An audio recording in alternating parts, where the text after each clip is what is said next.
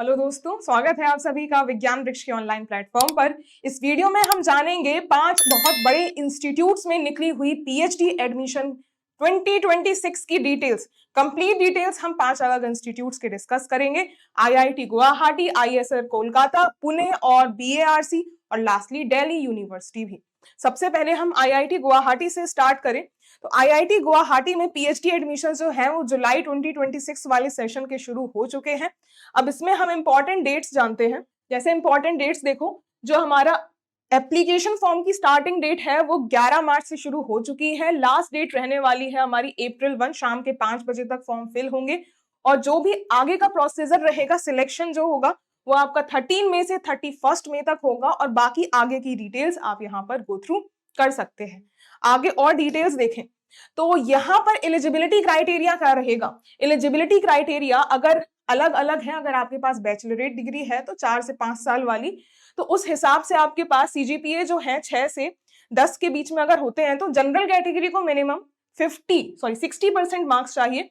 और इसी तरीके से अगर आपका मास्टर्स के बेसिस पे है तो आपको उसी हिसाब से रिलैक्सेशन भी मिल रहा है। देखिए, SC ST कैटेगरी को रिलैक्सेशन भी मिलेगा और अगर मास्टर्स में भी है तो मास्टर्स में भी जनरल कैटेगरी को 60% मिनिमम मार्क्स चाहिए होंगे। इसके अलावा आगे देखिए, और ये जो पीएचडी वाला प्रोग्राम है, पीएचडी वाले प्रोग्राम में इसके अलावा आपके पास वैलिड गेट स्कोर होना चाहिए या फिर CSIR नेट JRF क्वालिफाइड होना चाहिए, तभी आपको इंस्टीट्यूट की फेलोशिप मिलेगी। एक तरीके से JRF की ही आपको फेलोशिप मिलेगी और जो कि 37,000 पर मंथ की होती है। तो यही सारे डिटेल्स इसमें दिए हुए हैं। आगे देखते हैं, इसमें जो एप्लीकेशन फीस रहेगी फॉर फीमेल कैंडिडेट्स सभी के लिए 300 और ट्रांसजेंडर 300, SC ST के लिए भी 300 और बाकी जितने भी कैंडिडेट्स बचते हैं उनके लिए 600 रुपीज एप्लीकेशन फीस रहेगी। और जो मोड ऑफ सिलेक्शन रहेगा वो इंटरव्यू के बेसिस पर होगा और इंटरव्यू ऑफलाइन भी हो सकता है, ऑनलाइन भी हो सकता है, हाइब्रिड मोड में भी हो सकता है। यही सारे डिटेल्स इसमें दिए हुए हैं। ये सारे जो भी आपकी काम की इंफॉर्मेशन थी वही मैंने छांट कर ऑफिशियल इंफॉर्मेशन ब्रोशर से ही यहाँ आपके सामने रखी है। और ये कौन सा किस बेसिस पर होगा कुछ टाइम के बाद आपको अपडेट कर दिया जाएगा। इनकी ऑफिशियल वेबसाइट पे ही डिपेंड करता है कौन से डिपार्टमेंट का कोर्स किस तरीके से कंडक्ट कराना चाहता है। आगे जानते हैं, अब हम जानेंगे BARC के रिगार्डिंग, बाबा एटॉमिक रिसर्च सेंटर के रिगार्डिंग जो भी टोटल नंबर की फेलोशिप निकली है 105 हर एक सब्जेक्ट को मिला करके। और लास्ट डेट जो रहने वाली है एप्लीकेशन की वो 31 मार्च रहेगी 2026।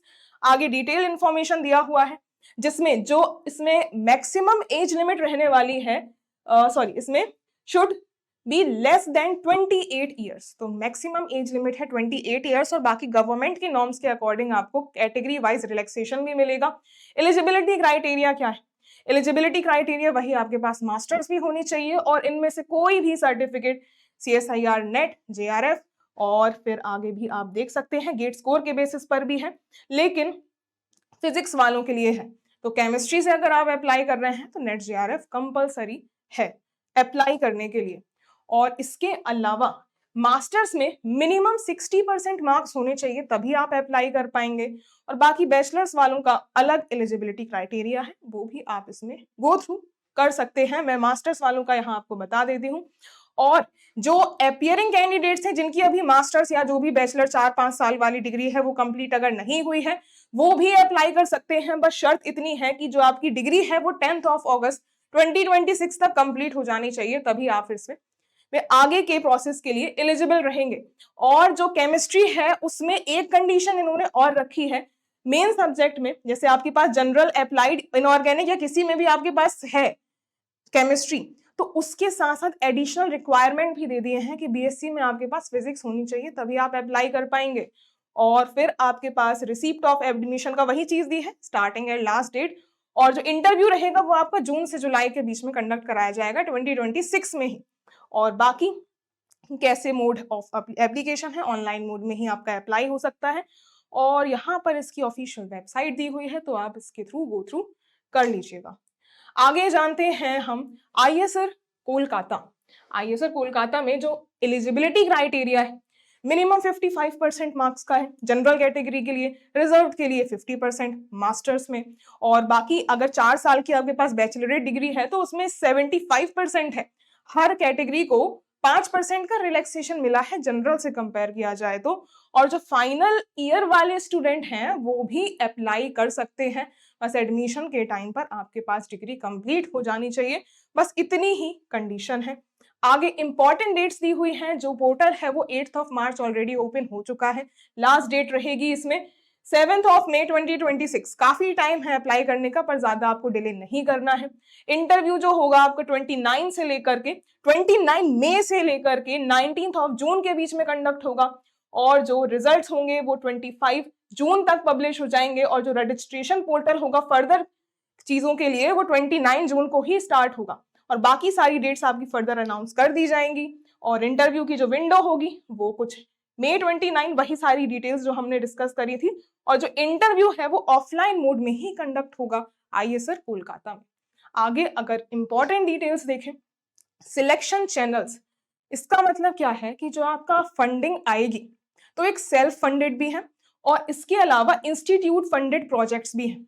तो जैसे कि यहाँ अगर आप अप्लाई करते हो, देखो उसने एलिजिबिलिटी क्राइटेरिया में कंपलसरी नहीं रखा है JRF को, लेकिन अगर आपको स्टाइपेंड चाहिए तो स्टाइपेंड सेल्फ फंडेड वही आपके पास नेट JRF होना चाहिए, या फिर इंस्टीट्यूट में इन्होंने कुछ प्रोजेक्ट्स रखे हुए हैं, वो प्रोजेक्ट्स मैं आपको दिखा देती हूँ। ये कुछ पर्टिकुलर प्रोफेसर्स के अंडर इन पर्टिकुलर ब्रांचेस में इन प्रोजेक्ट्स में अगर आप वर्क करते हो, अगर आपका सिलेक्शन हो जाता है तो फिर आपको इनकी इंस्टीट्यूट की तरफ से भी फेलोशिप प्रोवाइड करी जाएगी। आगे जानते हैं IISER पुणे के बारे में।